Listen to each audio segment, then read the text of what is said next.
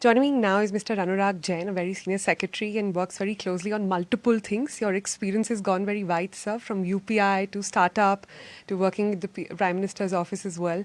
Firstly, I just want to start by asking you, the Minister has been working really round the clock. We've heard a lot about these 10 p.m. meetings that happen. What exactly is this agenda? We understand that a united voice for India has to go out. Basically, this is a time to tell the India's growth story. We are, given the geopolitical situation, I think the beacon of hope is India.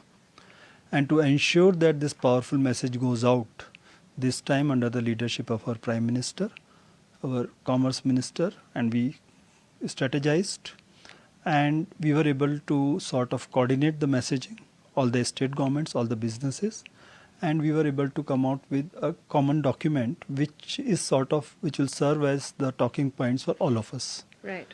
And it has been shared, and in the evening at 10 o'clock there is a coordination meeting chaired by the Honorable CIM where people just share their experiences. So new things also get in, people come to know about it, and you can actually say what to give the message next day. So that's a huge thing, I think, and therefore, as I understand, for me it is the first time Davos, but as I understand there is a clear message that India's presence is being felt.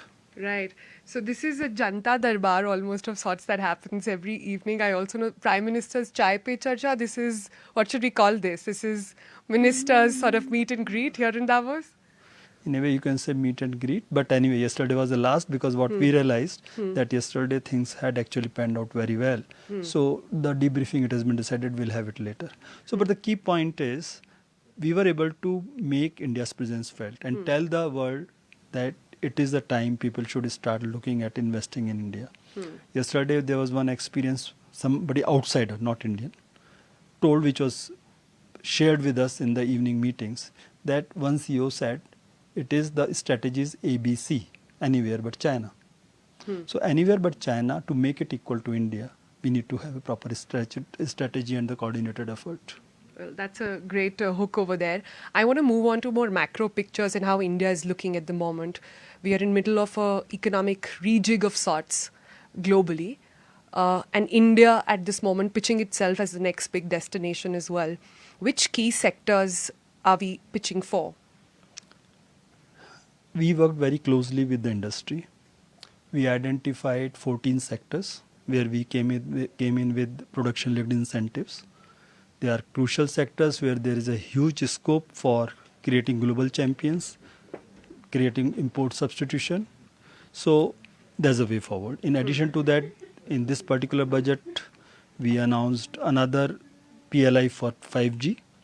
Then we have another major program announced by Department. The list for the PLIs have been finalized? The PLIs were already operational. So 14 schemes are already in the market. For about 12 schemes, the partners have been selected. They have already started in certain schemes like pharmaceuticals and electronics.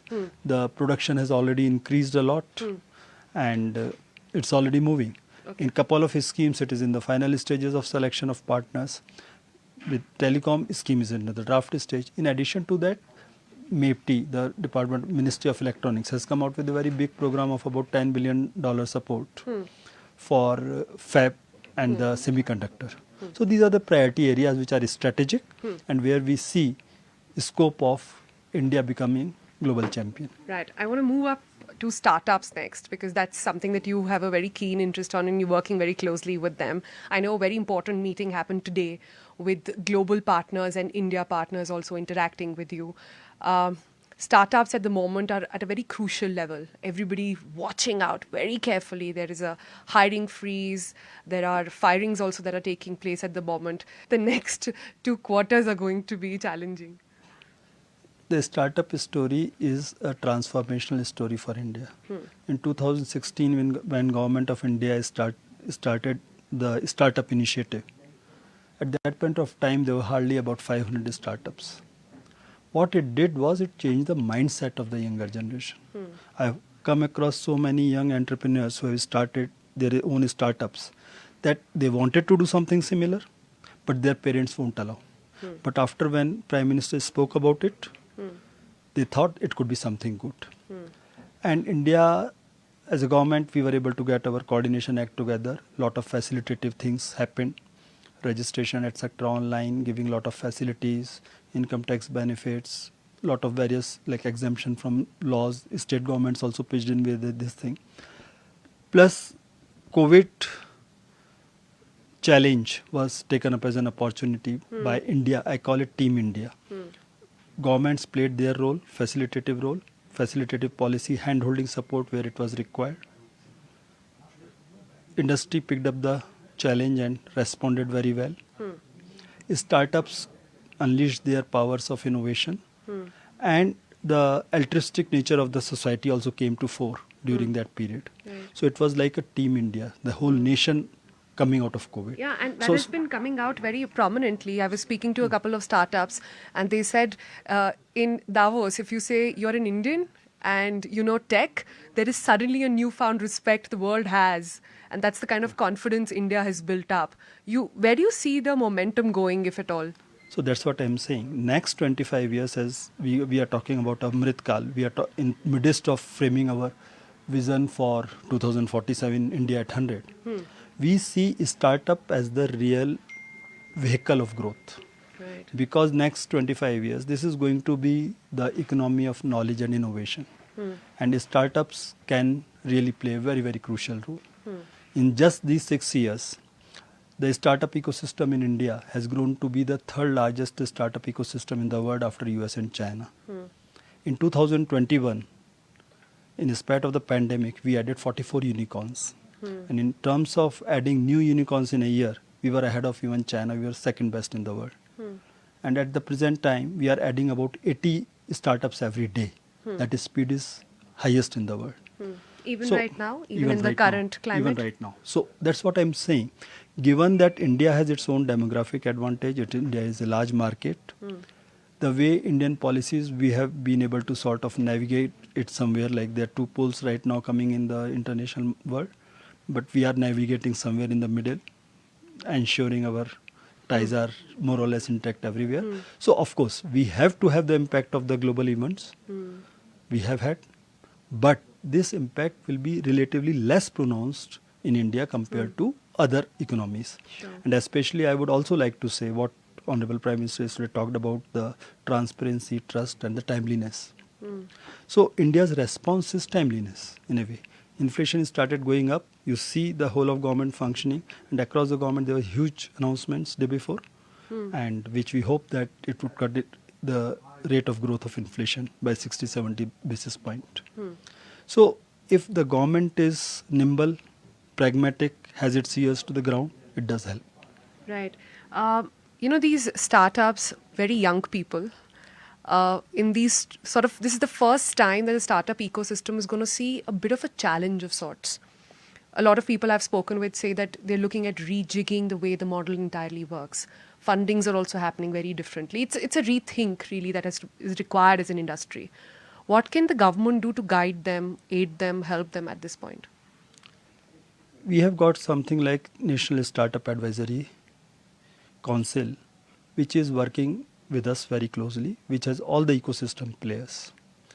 This problem I personally see is only temporary. If you attended the morning session, the whole system was upbeat about it. The investors were there, they were upbeat about it. We tried to sort of facilitate the mentoring of the new startups.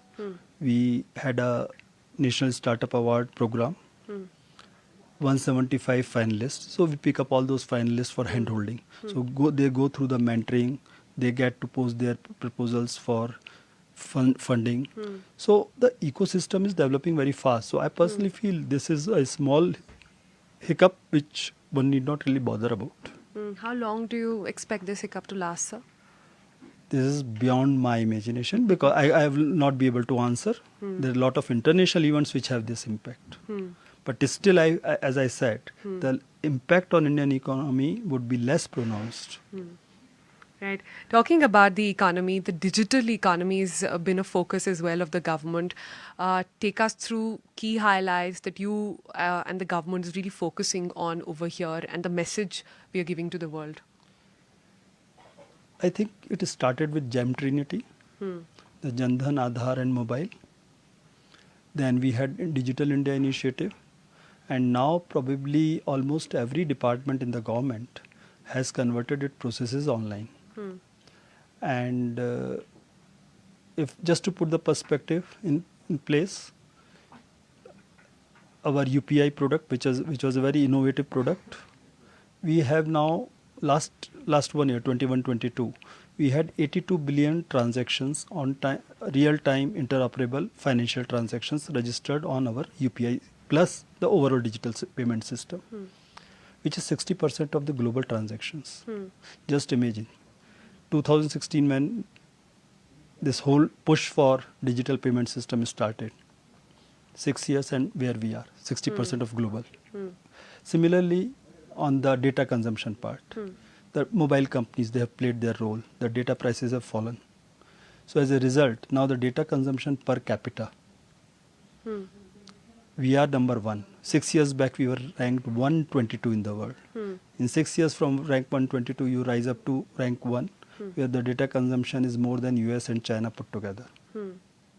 So this is the new and transforming India. So this gives a huge opportunity because digital stack, the India stack is in place. So for a person who has his own startup, he can just build on this digital stack infrastructure. Right. So another big product we are working on is open network for digital commerce. It is in the pilot phase. We are working in 5 cities. So what UPI did to the payment system, ONDC, we hope, would do to the e-commerce space. Right. You heard in... This basically means that Amazon and Flipkart can interact with each other, and as a consumer. Yeah, I'll not take names, but anybody who's plugged onto the ONDC platform, it's an open network. So from platform A to platform P, you can have transaction. So what it would do, to my mind, it will unleash the power of our new entrepreneurs and startups. They can come up with the user applications and use cases which will make the life of a small businesses simple. And if you heard Misho and who was the other? EaseMyTrip. No, not EaseMyTrip, the other one. Anyway, so they were talking about the psychology of the SMEs. And this is exactly what SMEs want. They want to do their business in a different manner. They want to go digital. But they have their own unique requirements, which the big platforms can't fulfill. So now when these energies get unleashed and get built on the top of the infrastructure or the system, the network which the ONDC provides, that will change the game. All right, ONDC does sound like a game changer. On that note, thank you so much, sir. Thank you. Thank you so much. Thank you so much.